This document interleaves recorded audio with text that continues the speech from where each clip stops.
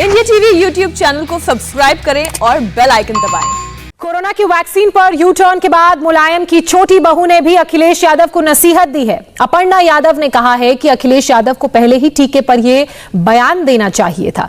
देर से ही टीके का समर्थन करके अखिलेश ने अच्छा किया है। अपर्णा यादव ने कहा कि उन्होंने हमेशा भारत के वैज्ञानिकों और डॉक्टर्स का सम्मान किया है। अपर्णा यादव से बात की संवाददाता विशाल प्रताप सिंह ने। समाजवादी पार्टी के अध्यक्ष अखिलेश यादव जी ने बोला है कि वो वैक्सीन लगवाएंगे, लेकिन केंद्र सरकार का उन्होंने स्वागत किया। पहले कहा था कि भारतीय जनता पार्टी की वैक्सीन नहीं लगवाएंगे। इस स्टेटमेंट को आप किस तरीके से देखती हैं और नए डेवलपमेंट को? देखिए, मैं अपनी बात कर रही हूँ। मैंने हमेशा से भारतीय रिसर्चर्स का, डॉक्टर्स का मेरे मन में बहुत सम्मान है। मैंने खुद भी टीकाकरण कराया है, मैंने कोवैक्सीन लगवाई है फर्स्ट शेड्यूल में। और मैं बस यही कहती हूँ कि अगर उन्होंने ये बात बोली है तो ये सराहनीय बात है। ये बात बहुत पहले बोल देनी चाहिए। आखिरी सवाल, बीजेपी के नेताओं ने कहा है कि उनको माफी मांगनी चाहिए जिस तरीके से उन्होंने अपमान किया।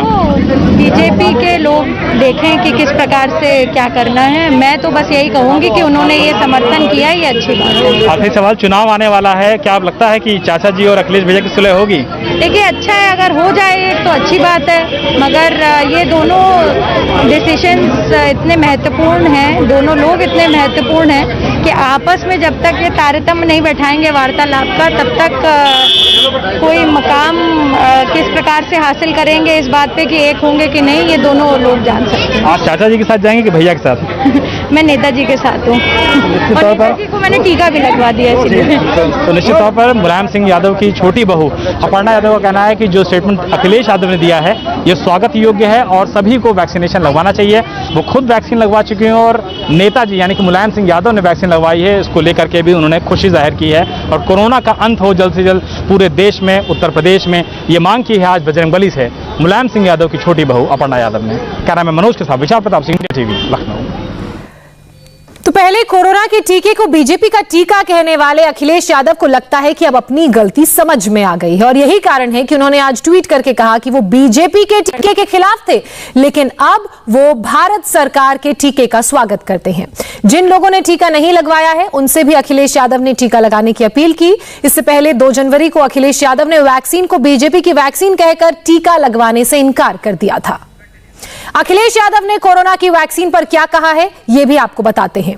जनाक्रोश को देखते हुए आखिरकार सरकार ने कोरोना के टीके के राजनीतिकरण की जगह यह घोषणा की है कि वो टीके को लगवाएगी।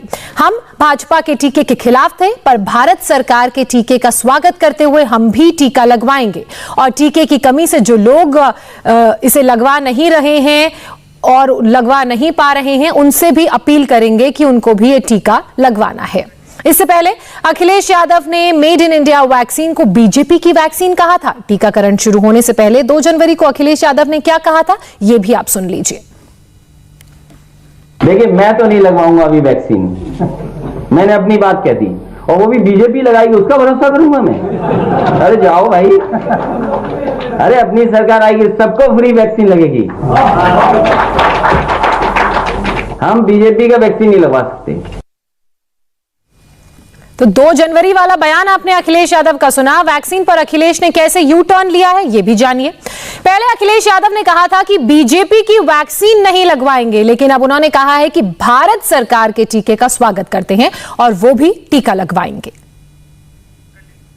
वैक्सीन पर पलटी मारने के बाद बीजेपी ने अखिलेश यादव पर हमला किया है। यूपी सरकार के प्रवक्ता सिद्धार्थनाथ सिंह ने कहा है कि टीका लगवाने से पहले अखिलेश यादव माफी मांगे, क्योंकि अखिलेश यादव ने जनता को गुमराह करने का काम किया है। मौजूद हैं सरकार के मुख्य प्रवक्ता और सीनियर कैबिनेट मंत्री सिद्धार्थनाथ सिंह जी।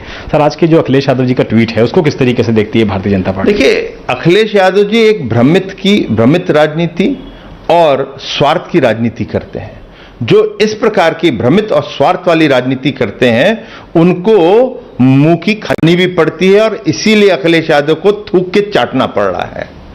आज जो उनका वाक्य है वो थूक के चाटने का है। पहले आप कहते हो भारतीय जनता पार्टी की है, अरे भारतीय जनता पार्टी का कोई वहां पे लेबल लगा था, उनकी फैक्ट्री चल रही थी, आपने लोगों को भ्रमित किया।